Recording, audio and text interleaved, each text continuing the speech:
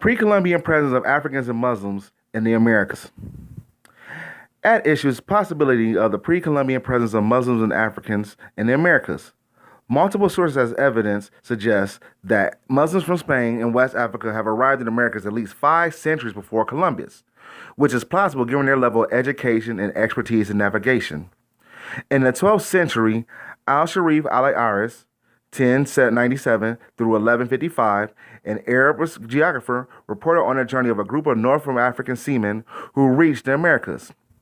A group of seafarers sailed into the Sea of Darkness in the fog, the Atlantic Ocean, from Lisbon in order to discover what it was and what it was their limit. They were a party of 8, and they took a boat which loaded of supplies that lasted for months. They sailed for 11 days until they reached the turbulent waters with great waves and little light.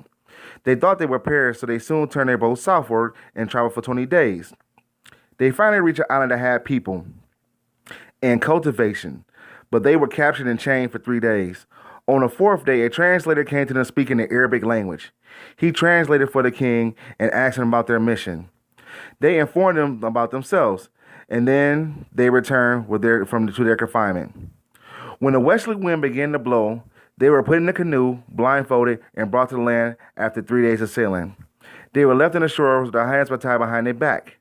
When the next day came, another tribe appeared, freeing them and informing them that between them and their lands was a journey of 2 months. This historical report not only suggests contact between Muslim seamen and indigenous people in the Americas, but also describes the travel between the islands, possibly the Bahamas Chains or the Lesser Antilles, showing an inter-American exchange of Islamic culture and Arabic language. The islanders had acquired the ability to speak Arabic, a language that cannot be mastered through single contact, suggesting that Arabic-speaking Muslims, merchants, or adventurers must have regularly visited these locals or locals had lived in the Muslim territory. In addition, the discovery of coins is found in the southern Caribbean region off the coast of Venezuela, serves as validated reports by historians and geographers regarding the journeying of Muslim explorers across the Atlantic. The quantity of Mediterranean coins that were discovered, along with a number of duplicates, suggests that the coins were not part of a numerous collection, but part of a supply of cash instead. Ample evidence suggests that the people of the Muslim origin Colonial and subsequently Spanish explorers in the New World. At the look of historical happenings in the Iberian Peninsula leading up to the maiden voyage of Colon points to religious tensions that contextualize the status of the Muslims in Spain at the time. At the beginning of the 16th century, suspicions toward the new Christians would initially include Jewish converts, which brought it to include Muslim converts. King Ferdinand and Queen Isabella had promised religious freedom to Muslims when Granada, the last Muslim stronghold in Iberia, fell to the Christian soldiers in 1492. Christian zeal to convert Muslims participated in an armed rebellion and heightened tensions, culminating in 1501 with a royal decree calling for all Muslims of the Kingdom of Castile to either convert to Christianity or leave their Iberian homes. The fall of Granada constituted the final victory of the cross over Western Islam. After 7 centuries on Australian soil, defeated Muslims traveled back along the narrow passages of the sea, which at the beginning of the 8th century, the triumph Abu Barber army had passed. Originally called the Reconquest came to an end, and Spain, buoyed by its military enthusiasm and apostolic mission, sailed out across the unknown and mysterious seas to conquer the New World for the faith of Christ. On October 12, 1492, Colon landed in the small island of Ghana in the Bahamas. The island was called Ghana by the natives, but was renamed El Salvador.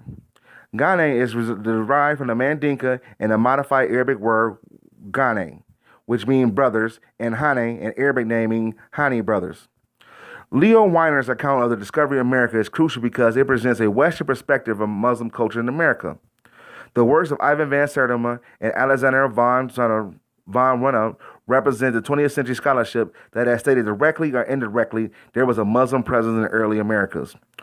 While this is true, there have been Muslim writers such as Clyde-Ahmad Winters and Muhammad Abdullah who have sought to prove this point.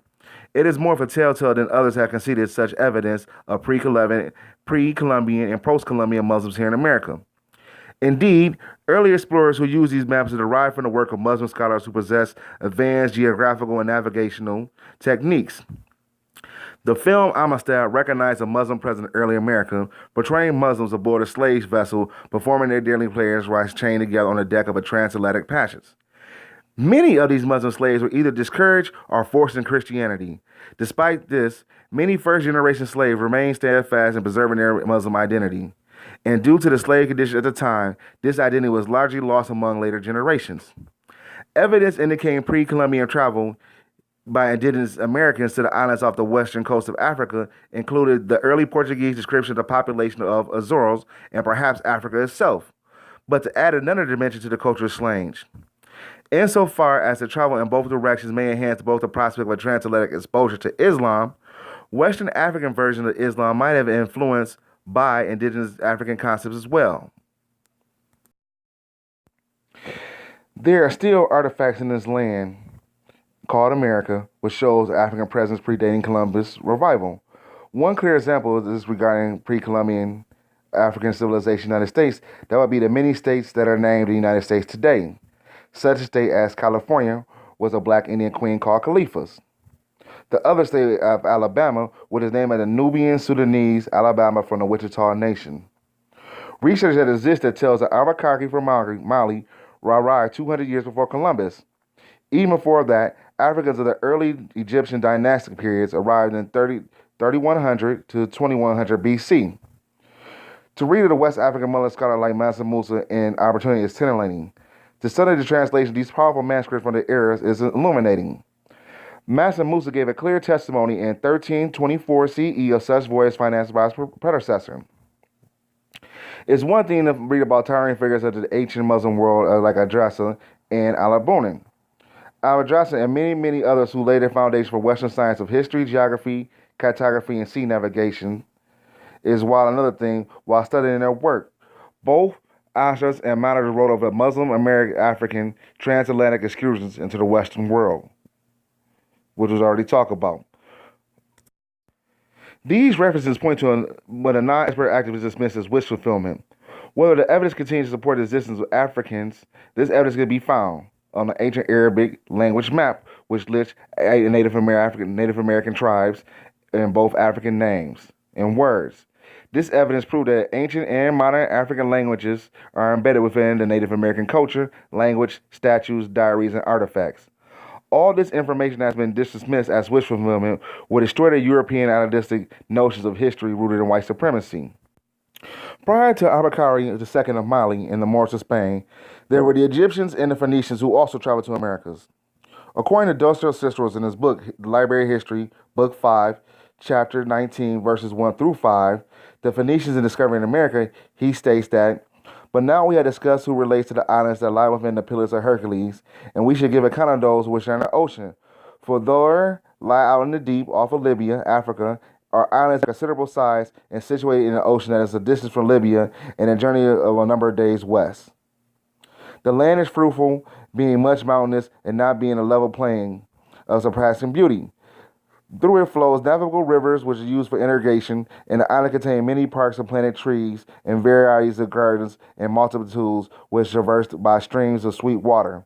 Also, the private villas are costly construction, and through the gardens become banquet houses that have been constructed in selling flowers, and the inhabitants pass through their time during the summer season, which the land is supplied in abundance of everything which contributes to the enjoyment and luxury." A proof of the Egyptians traveling to America can be found in the controversial Davenport and Pontiac Stellar. The Davenport Stellar was found in a burial mine in 1877 in Iowa. This curious fact, the Davenport Stellar, or the Nebet Festival, contained a carving of the Open Mouth ceremony, which is a Nubian Egyptian in origin.